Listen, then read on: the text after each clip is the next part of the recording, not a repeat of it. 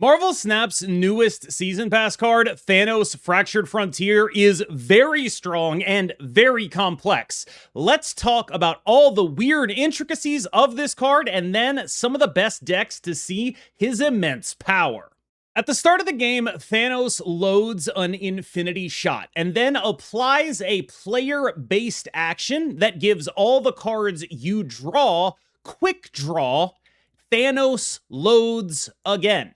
This actually does work with the original Thanos, and it also works with cards like Shadowlands Daredevil that add cards to your deck. Because of the way Quick Draw works, cards like Crystal and Cable also work with Thanos. Each of the Infinity Shots has a different effect, and they are loaded randomly, but they fire in a specific order. Space Shot gives Thanos +1 power and movable next turn. Reality Shot makes a copy of your lowest cost card at the location where you play Thanos. Time Shot reduces the cost of the cards in your hand by 1. Mind Shot draws a card. Power Shot buffs Thanos by 3. And Soul Shot destroys the weakest enemy card at the location where you play Thanos.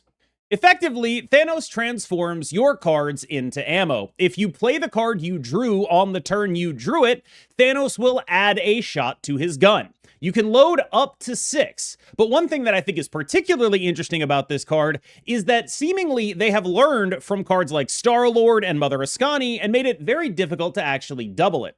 For example, you cannot play Grandmaster on Thanos and get all the previously loaded shots because he's already fired. So in terms of major Thanos synergies, there actually aren't too many, but it is worth mentioning Wong specifically. The Reality Shot, which is the red one that clones, is the second one that goes off. And the way the Wong interaction is working right now, what's happening is you play Thanos on a Wong and A, it does double the on reveal of Thanos, but B, if you clone the Wong in the middle of it, it'll multiply all of the shots that happen after it again. So the fact that the Reality Stone is the second one actually does impact the power here. But frankly, even if that wasn't how it worked, Wong being one of the few ways to actually double the impact of this card is pretty notable. I do think that they've done a pretty good job making sure that Wong is not necessarily going to be a thing that all Thanos decks have. But right now, you should be aware of the Thanos playline that involves effectively Wong Thanos, and then if you have the green stone loaded, discounting your hand massively. That's typically how the payoff ends up looking. Like, yes, Thanos is going to be probably a pretty big movable guy most of the time, but the real thing you're doing with this is making sure that the green stone fires additional times thanks to the red stone cloning Wong. This means that as long as you have cards in hand to follow this up, you're going to be able to do some pretty ridiculous stuff on the final turn of the game. So Wong is definitely a card that has synergy here. I haven't seen many people talk about this one, and it probably won't be something people deck build around, but you should be aware of this interaction. Thanos, when you play a quick-drawn card, if you also merge something with that quick-drawn card, that is, merges that are coming from hand, so Penny Parker's Spider, Hulkbuster, Pizza Slice, Chimichanga, it will load another shot for Thanos because the game interprets that as the quick-drawn card being played again. I do not know if this is a bug or not. I genuinely have no idea, but I do know that that is how it works. So if you ever get the location that gives you 2 pizza slices and you play a quick-drawn card, make sure you pizza slice that card. This only works the turn you drew the card, but it does work. I want to give a bit of props to Second Dinner from learning from their mistakes with previous extremely powerful on reveals at a relatively high cost. We saw this with Mother Ascani, and we saw this with Star-Lord Master of the Sun. The optimal thing to do with them was to copy them as many times as you possibly can. The fact that Thanos is directly resistant to that, I think, is a really good thing for this card. It means that A, if he is too strong, it's on his own head. He is standing as his own thing. He is not like Remember when Sholau came out and it was like, okay, how much of this is Sholau? How much of this is Maverick, right? And then they nerfed Sholau and Maverick was crazy good. And it turns out the answer was it's both. When Star-Lord was out, how much of it was Star-Lord? How much of it was Zola, Fin Fang Foom, Grandmaster, the rest of the stuff, right? When Ascani is running around, how much of it is Ascani? How much of it is Gambit? How much of it is Carter? How much of it is Maverick? It's hard to determine that kind of stuff. Thanos is so standalone that if he ends up being a problem, and I do think he's a really strong card, to be clear, he is going to be an easy problem to solve because all they have to start doing is ticking down some numbers on him because he's got 6 different effects. So it's actually pretty easy to balance this card without gutting him. And I think that a lot of that is down to the fact that they made him not work with these doublers. So huge shout out for that. Back to the man himself before we talk about what decks you can play this card in. Right now, my sense is that he's almost like when Iron Patriot and Sam Wilson came out for 2-drops, or maybe like when Kate Bishop came out for 2-drops. We just haven't had really legit 5-drops that are just, oh my god, this is awesome and I want to play it in whatever deck wants a 5-drop. We just haven't really had a card of that level in a very long time. And I think that this is definitely a card that is getting pretty close to that level. The way I think about it is you should play Thanos in pretty much any deck that's going to be able to get to 4 shots, because I sort of rate the shots in a rough order of the top 3 being orange and then green and then red. And then you have blue and then the other 2 are pretty bad, right? So if you get to 4, what you are getting at minimum is one of the 3 good effects on a 5/12 movable. And I think that that is sort of just pretty clearly very good, even if you sort of get out of the, oh, okay, this isn't particularly the greatest thing ever. A card that is either going to blow up something on your opponent's side of the board, discount your hand by 1, clone one of your guys, and also is a 5/12 movable that draws a card. When you're getting to this guy being 4 procs regularly, I think he's pretty much going in any deck that wants to play a 5. The comp I have for this card in my head is OG Sholau, but OG Sholau that doesn't have the clear synergies that OG Sholau had. Which is to say, imagine the output of OG Sholau if you couldn't double that output. It's almost like a fixed version of OG Sholau, which is not to say it's still not going to be incredibly strong. I think this is pretty clearly one of the strongest cards in the game. It's just not OG Sholau with Maverick. It's OG Sholau when you played it in a bounce deck, right? That's kind of what this guy is doing. Like Sholau, he has a deck building restriction that is pushing you towards these sort of low curve decks so you can really make sure you're getting as much output out of him as you possibly can. Like OG Sholau, he is a 5/8, and like OG Sholau, if you build for him, his on reveal is like 12 to 15 power most of the time.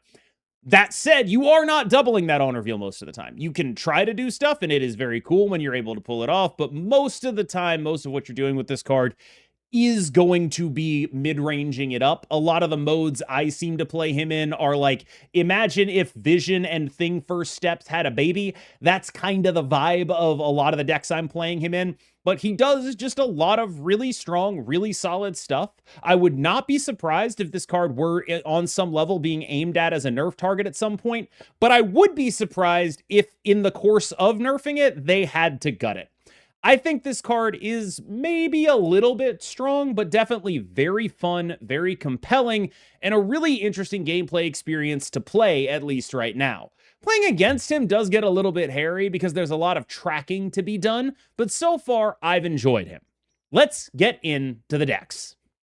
This is the deck I've been playing a lot of. I think my litmus test for if Thanos was going to be too strong was, does it go in Batroc? And with some minimal changes to the curve to make things a little bit lower, I think it mostly has. I'm not positive about the fourth 3-drop here. I think maybe Prowler should go out for something like, I don't know, Spider-Man, or just anything cheaper that I can reasonably play a little bit more of, but I haven't really fully figured that out yet. Mostly, though, I do think that the Batroc shell can very much accommodate Thanos and does very much want to accommodate Thanos.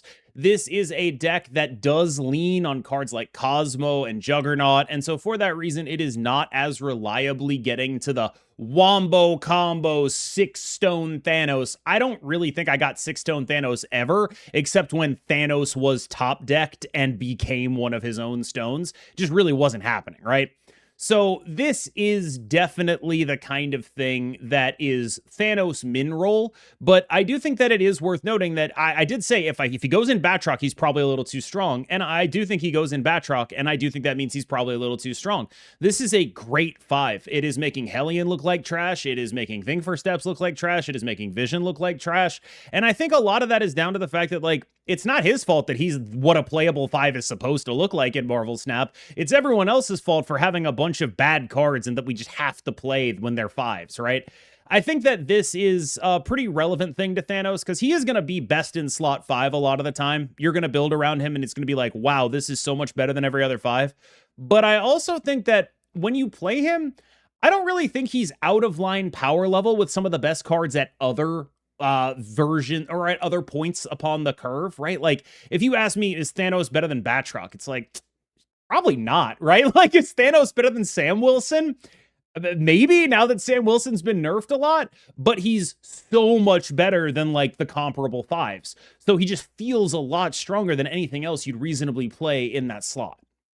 From Smiz, a deck that I think is a little bit more future focused right now. Like, this is something that is really compelling to me because what it's trying to do is Thanos mid-range with a combo sort of splashed in there. This might look like, oh, you're doing Wong stuff or whatever. You don't really need to do that. All you're really doing is normal-ish mid-range stuff.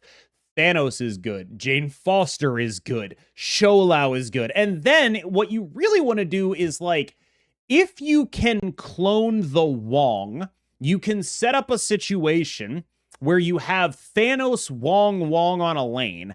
Thanos moves out, you play a 1-drop and then Sholau on 2 Wongs. And, like, that stuff is really strong. Like, that's a really strong thing to be doing. I do think that there is a little bit of, like, all right, well, if you're going to actually play a Wong and I'm playing Cosmo, you're gonna get got here. I didn't feel very scared of this deck because I was playing a Batroc deck with Cosmo and Juggernaut in it, right? Like, I was playing Batroc, Cosmo, Juggernaut, Thanos. That's the other thing, right? Like, if you just play a Wong in an empty lane because you want to make sure you're copying that Wong and you don't have priority, which is pretty likely because you spent 4 energy on a 2-cost card and your opponent is playing Thanos and they have the stone that blows up a guy, you're in a lot of trouble, right? Like, but I do think that there's something to be said for this combo version of Thanos. It's really cool. It does really sweet stuff. There's a lot of interesting dynamics in here, and it is one of the only decks that is really able to build around Thanos in a meaningful way because Thanos, like I said, he doesn't actually have a lot of synergies. It's kind of just Wong. It's like, oh yeah, that is a thing that does meaningfully double his impact. Basically nothing else does. Odin won't do it. Grandmaster won't do it. So this is one of the few things where it's like, if I want to build around Thanos, this is kind of what it looks like. Another version of trying to build around Thanos is Clonos. This one comes from Heart of the Cards. I think it's really, really solid because when you're trying to build around Thanos, there's really only one stone that gives you something with it, and it's the red one, right? So what are we going to try to do to build around the redstone? The answer that Smiz gave us was we're going to build around Wong. That's how we're going to do it. We're going to use Wong to multiply the impact of the stones. It's going to be crazy. It's going to be awesome. And then we're just going to win the game because our hand is going to cost nothing. The answer Heart of the Cards is giving us is we're going to, like, copy Kraglin or Shadowlands Daredevil, and it's just going to be a big guy. And what we're going to do with that is we're going to make a vision that makes me a second Shadowlands Daredevil or a second Kraglin. So I have like a 3/13 and then a 3/13 just sitting in my location that I can move it out and just going to win a location, move it out, go elsewhere, do something else, right? Super valid. Another great way to try to build around this card. I do think that a lot of building around Thanos is really interesting because in the abstract, I would rate his stones as orange, green, red, blue. But the more you are a deck that wants to build around him, the more you care about red, blue. So if you're like playing him in a Scar context or a deck like this, where it's like, what I'm going to do is copy a cheap big guy, you are much more interested in red, blue. I think basically always the other two are like, oh, it's nice that I had this, but I don't really care. The card draw and the power edition. But the 4 that you really care about are those 4 and in some order. And I think that that is really notable, that the more you build around Thanos, the more you care about his, I come down here, I win the lane by copying something, and then I move somewhere else, and I can just handle the rest of the game from there. I do feel like I set myself up here a little bit to look a little dumb because I was just talking about how, Power Stone, not really one that you build around, not really one that you're happy with, but you definitely care about it a lot in a deck like this. The idea here is basically to set up a situation where you're using Thanos to make sure that your Scar is even cheaper if you possibly can. Again, doubling a Shadowlands Daredevil or a Star Brand is a very reasonable way of doing that. But again, like, you care a lot about Redstone here. What you're really trying to do is just stats people out. And I think that this again represents something that I've been thinking about a lot lately. Like, we had the Batroc deck at the beginning, which is sort of min roll Thanos, right? It's just Thanos as a good card that we sort of went out of our way. We made the curve lower. Like, we did do that. There was some accommodation done to Thanos here. We cut Iska, we cut Hellion. There were things that we did to accommodate the guy, and he was worth it. But that's not a deck that uses Thanos amazingly. It's just a deck that's playing Thanos. The more you build around Thanos, the more it looks like building around Redstone. And I think it's worth pointing that out because that is potentially going to be quite important to Thanos' future. You're building around Wong or you're building around Redstone, and even the Wong decks right now, although I don't know if that's a bug or not, are building around Redstone. And so you have this kind of dynamic where Thanos is this very good generic card, and it's unclear how worthwhile it is to go further in the context of a build around if the build around is not already good. But what's really important here is that the cards Heart of the Cards is playing are already good. The cards Honifer is playing is already good. And so you're sort of getting the build around for free. He's just helping you. Last up, thanks to Alex Kocha, this is the one everyone is playing, and I'll say this, it's definitely the best I've ever seen Karen Page be. And again, we're getting to a point where you're seeing that, like, people building around Thanos, it's a lot of building around Redstone. This deck is basically trying to play 1, 2, 3, same location, 4 different location, Thanos on the 4, clone the 4 has a crazy on reveal like Wiccan or Karen Page, and that's just an awesome thing to do. I think that there is something to be said for, like, oh, Quicksilver Domino. It's not terrible. It definitely is not terrible. I also think it's worth pointing out, though, that I do think that this is sort of capping Thanos' power a little bit by putting it in a Wiccan shell. It's not Thanos' fault, it's Wiccan's fault. There's a lot of just okay cards in a deck that plays like Wiccan, right? Like, this is one of the big things that's pushing Wiccan down, is that, like, okay, I've got, 10 energy because my Thanos copied this Wiccan.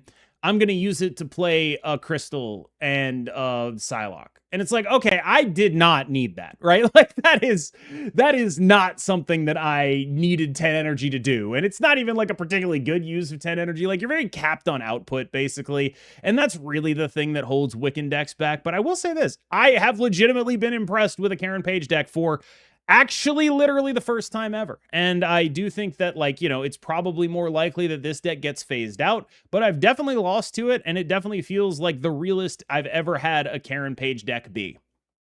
So where are we on this guy? I think he's pretty clearly a 5-drop that is worth playing in many contexts. I covered 5 decks here. There are many more. I've seen Thanos in other Thanos decks. That's awesome. I'm so glad that it actually works. I'm really glad that the game starts don't go 50-50. They actually, like, have Thanos work with Thanos, so you're not just, like, 50% of the time not getting quick draws on your stones. Really awesome that that works and is legitimately good there. I've seen Thanos in Aurora decks. I fully believe that he's good there. I've seen Thanos in Scorpion Brand New Day decks. I fully believe that he's good there. Like, he just seems like kind of the best 5 there is. And I think that it's usually going to be worth going out of your way to get him into your deck, as long as you can make a deck that accommodates getting him about 4 times. I also think that a lot of the way you're going to want to try to beat him is going over the top of him without being an onboard based combo, because his Soulstone is so good against an onboard based combo. Like, if you're doing like Invisible Woman Jocasta, Soulstone comes down, blows up that thing. You really don't want to do that. So part of me is thinking, like, maybe we're looking in the area of Hela to try to beat him. Maybe we're looking in the area of that super giant MODOK deck to try to beat him. Something that's just doing a bunch of points from hand, because this guy is good, but the numbers he gets to are hardly unapproachable. And I do think that matters. Like, if you're a combo deck, you are very able to beat him as long as he's not disrupting you a lot of the time, unless they get to, like, that Wong stuff. And even then it's a little like, I don't know. I do think this card is very good. I think, remember in my video, I said if he goes in Batroc, he's probably a little too strong. I think he goes in Batroc, and I think that means he's probably a little too strong. But I also don't know exactly how too strong he is. And it is nice that for once, when I talk about a card being too strong, this is a guy I really don't think I have to worry about them gutting. Like, you know me, I'm a bit of a softie when there's a really good card, and I'm always like, oh, they shouldn't nerf it too hard. I think this is one of those cards because there's so many different dials on it that they can change. They can make his base power weaker. They could make his targeting different on how the stones target things, like the reality stone targets something else, or the soul stone targets something else. They could make a limit on the amount of cards the time stone can hit. They could make the power stone and the space stone give less power to him. There's a billion different things they could do to balance this card. They have so many knobs to turn that I really think they're going to be able to, if they need to nerf this card, do so in a way that leaves him intact, which makes me feel great because one of the things that's really tough for me is talking about cards and saying they're strong and being like, wow, this is like pretty good. And then that being like used as like, you know, KMBest got this card nerfed and destroyed. And it's like, I feel like of all the creators, I am the one who is the least they need to gut this card. And so it's really nice to look at a situation and say, you know, it's entirely possible this card needs to get nerfed. That is how strong I think he is. I fully believe that. If you told me that, I'd be like, yeah, okay. But I think that this is the kind of card they can do Sam Wilson stuff with, where it's like Sam Wilson got nerfed. He's still one of the best in the game. And I think that whenever they have the opportunity to do stuff like that, instead of the stuff they did to Star-Lord, I'm very happy. I'm very, very happy. And I do think that this card represents them learning from Star-Lord a little bit. And that's good too. All right, y'all. Thank you so much for watching. As always, I have been KMBest. You have been phenomenal. And I will see you in the next one.